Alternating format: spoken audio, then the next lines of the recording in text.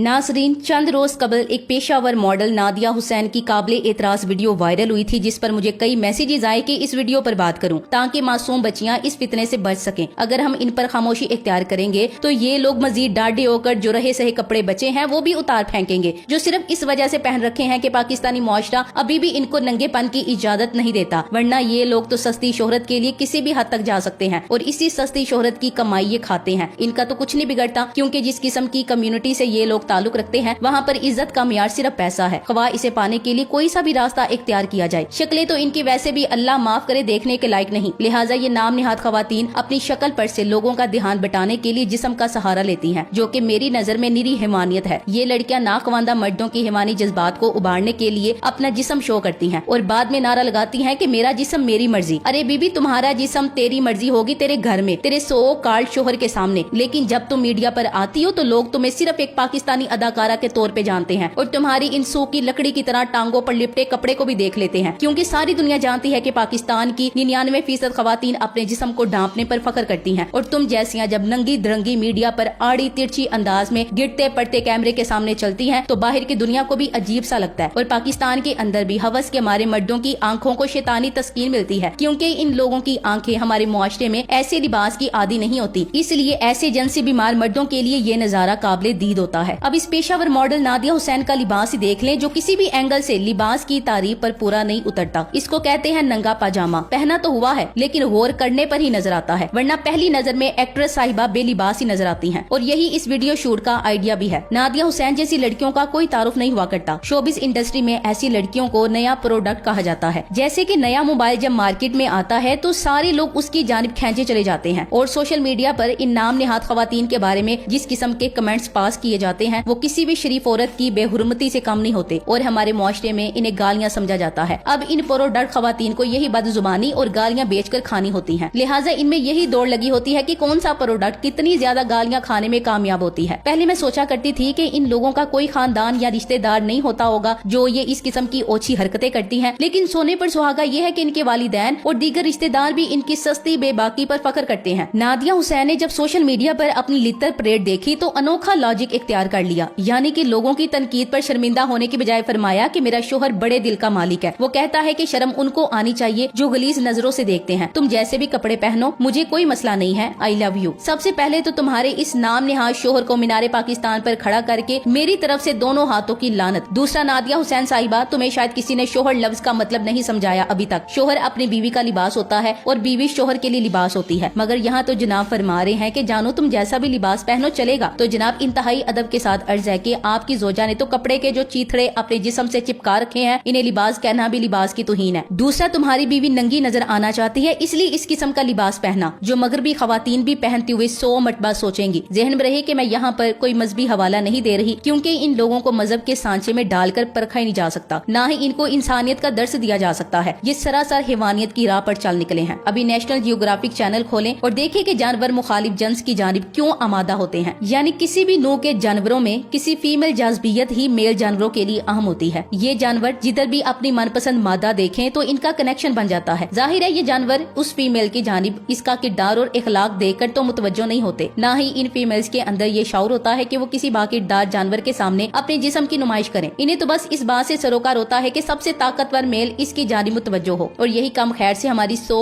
Card आजाद ख्याल females भी करती हैं। मैं जानबूझकर नादिया हुसैन जैसी फीमेल्स को औरत या खातून का लफ्ज इस्तेमाल नहीं करती, क्योंकि ये लफ्ज इन जैसियों के लिए इस्तेमाल करना पाकिस्तान की उन 99% खवातीन की तौहीन है जो इन फीमेल्स से शदीद नफरत करती हैं। और मुझे यकीन है कि मगरबी खवातीन भी इस बूंदे अंदाज की जिस्मानी नुमाइश को अच्छा नहीं समझती, लेकिन चूंकि इनका मकसद पैसा कमाना होता है, लिहाजा पैसा कमाने के लिए इनके पास सवाए जिस्म की कमाई का कोई जरिया नहीं होता। बाहर के मुल्कों में पैंट और टी शर्ट का लिबास आम है, लिहाजा इनकी फिल्मों में इन्हीं का कल्चर दिखाई देता है, मगर हमारे यहाँ तो पाकिस्तानी खवातीन की अक्सरियत शलवार कमीज के साथ ज्यादातर दुपट्टा लेती हैं। बुरके का इस्तेमाल भी होता है, लेकिन क्या नादिया हुसैन जैसी नाम निहाद लड़कियां ये जुर्रत कर सकती हैं कि पाकिस्तानी लिबास को जेबतन करके पाकिस्तानी कल्चर को फॉलो करें? यकीनन इसका जवाब नफी में मिलेगा। मैं वसूख से कह सकती हूँ कि अगर नादिया हुसैन के शोहर ने प्यार में ही पर्दे की फरमाइश कर ली तो वो सीधा कोर्ट पहुंचकर खवातीन के हकूक का मुकदमा दायर करके तलाक लेने की कोशिश करेगी। ये आई लव यू वगैरह के नुमाइशी अल्फाज इनके दुनिया को दिखाने के लिए होते हैं। कौन नहीं जानता कि इस कम्युनिटी में जितनी जल्द इनकी रिलेशन बनती है, इससे जल्द ये टूट भी जाती है। मैं जानबूझकर इनके रिलेशन को शादी का नाम नहीं दे रही। रही, क्योंकि इन लोगों को शादी ब्याह की जरूरत महसूस ही नहीं होती। जब भी जिस पर भी दिल आया, ख्वाह शादी से पहले हो या बाद में, तो इनका रिलेशन बन जाता है। और जब जी में आया, कोई सा भी बहाना बनाकर एक को छोड़ा और अगले दिन दूसरे के साथ रंगरलियां मनाने को नई और आखिरी मोहब्बत का नाम दे देते हैं। पहले ताल्लुकात बनाने को भी मीडिया पर कैश करती हैं, फिर मंगनी को भी मीडिया पर लाया जाता है, और जब शादी हो तो हफ्तों तक नाच गाने की महफिलें सजती हैं, जिसको जी भरकर हाईलाइट किया जाता है। और जब जब इनमें लड़ाइयाँ होती हैं, तब तब हर बात को मीडिया पर लाकर खुद नुमाई की जाती है। हर मौके पर वैसा ही बदतहजीबी वाला लिबास पहना होता है। अब इस सारी प्रैक्टिस का नुकसान क्या होता है वो भी बताती चलूं। ये नाम निहाद खवातीन जब ऐसी फोश हरकतें करती हैं तो इससे मुआशरे की बर्बादी होती है। 20 साल तक बच्चों का जहन गंदा किया जाता है ताकि वो भी इस फोश कल्चर को अपना लें। लोगों की तवज्जो किरदार की बजाय लिबास और खुद नुमाई तक महदूद हो जाती है, जिसका असर हम कॉलेजेस और यूनिवर्सिटियों में भी देखते हैं। वो लड़के जो सोशल मीडिया पर इस फोश कल्चर से मुतासिर होते हैं, जब अमली जिंदगी में किसी लड़की को यही लिबास पहने देखते हैं तो इसकी जानिब जल्द रागब हो जाते हैं, खवा इसकी शक्ल कैसी ही हो। और चूंकि ये आग दोनों जानिब लगी होती है और वो लड़कियां जो ज्यादा ड्रामे और फैशन शोज देखती हैं, इनके दिमाग में ये बात बैठी होती है कि जाजिब नजर आने के लिए ऐसा फोश लिबास ना पहना तो लोग दकियानूसी ख्यालात का इंसान समझेगा और कोई से लिफ्ट नहीं कराएगा। और करते करते ये लोग ईमान की हद तक बेईमानी को दिल में बसा लेते हैं। अब नादिया हुसैन नामी नाम निहाद फनकारा जिस किस्म के फैशन की तबलीग कर रही हैं और सारे मुल्क की तनकीद सर पर ली है, मुझे ये बताया जाए कि इस फैशन का फायदा किसको है। जाहिर है इस फैशन का ज़ाहिरी फायदा ना तो मुआशरे को होता है ना किसी इनफरादी शख्स को, लेकिन वो महंगे महंगे वलायती लिबास बनाने वाली कंपनियां अपना उल्लू जरूर सीधा करती हैं, जिनके लिबास पर आम हालात में कोई थूकता भी नहीं है। दूसरे उन टीवी शो से वो चैनल्स तगड़ी कमाइयां करते हैं जिन पर नादिया हुसैन और इसी कबील के अदाकार अदाकाराओं को बेचा जाता है, मगर इसका नुकसान इससे बहुत बड़ा है। तालिब इल्मों और तालिबात का ज्यादा फोकस तालीम से हटकर इसी जिस्म की नुमाइश की तरफ हो जाता है और मुआशरे में आम औरत भी गैर महफूज हो जाती है, क्योंकि जब इंसान में हैवानियत उभर आती है तो वो सही या गलत नहीं देखता। बारहा हमारे मुआशरे में अफसोसनाक वाकयात पेश आते हैं जिनकी शरह इस गंदे फैशन के आने से कबल इंतहाई कम हुआ करती थी। लेकिन इस बाबत जिस्म की नुमाइश करने वाली का एक इंटरव्यू देखा जाए जिसमें वो इन सस्ती शोहरत की मुतलाशी फीमेल्स को कसूरवार ठहराने की बजाय कोई और राग सुना रही हैं। फरमाती हैं कि कहीं गुस्सा होता है, कहीं तकलीफ होती है, कहीं दुख होता है और कहीं खुद तरसी भी होती है। इनके ख्याल में बेहतर कानून साजी, मकामी इंतजामिया में खवातीन की नुमाइंदगी बढ़ाने और ऐसे मौजुआत पर खुलकर बहस करने की जरूरत है, ताकि लोग अपने जहन में इस शहर का तस्वुर करना सीखें कि एक महफूज शहर कैसा होता है। यानी कि आप गोश्त का टुकड़ा खुली फिजा में रखो और फिर उसकी हिफाजत के लिए और चील कवों से बचाने के लिए पूरे शहर के गिर्द एक जाल लगा लो, या कवों और चीलों को समझाओ कि भैया आपने ये गोश्त नहीं खाना, बुरी बात है। फिर आगे कहती हैं कि पहले शर्म आती है कि शायद हम कुछ गलत कर रहे हैं या हमारी वजह से ऐसा हुआ, इसलिए जरूरी है कि आप ऐसे रवैये का सामना करने वाली खवातीन और बच्चियों को बताएं कि इनकी कोई गलती नहीं है। अरे वाह, जिस काम पर किसी को शर्म महसूस होती हो वो काम ना छोड़ें और शर्म को ही छोड़ दें। यानी किसी शख्स को शराब पीने से उल्टी आती हो तो वो शराब तो ना छोड़े, बस अपनी उल्टी आने का इलाज करे। वाह क्या लॉजिक निकाली है जी। फिर कहती हैं कि तमाम अवामी मकामात पर सीसीटीवी कैमरे होने चाहिए ताकि किसी शिकायत की सूरत में खवातीन को इल्जाम साबित करने में दुश्वारी ना हो। मगर ये कोई ना कहे कि नादिया हुसैन जैसी लड़कियां जब मगरिब का फेंका हुआ कल्चर इंपोर्ट करती हैं वो गलत है और यही कल्चर मुआशरे की बर्बादी का जामन है। Thanks for watching. Allah Hafiz.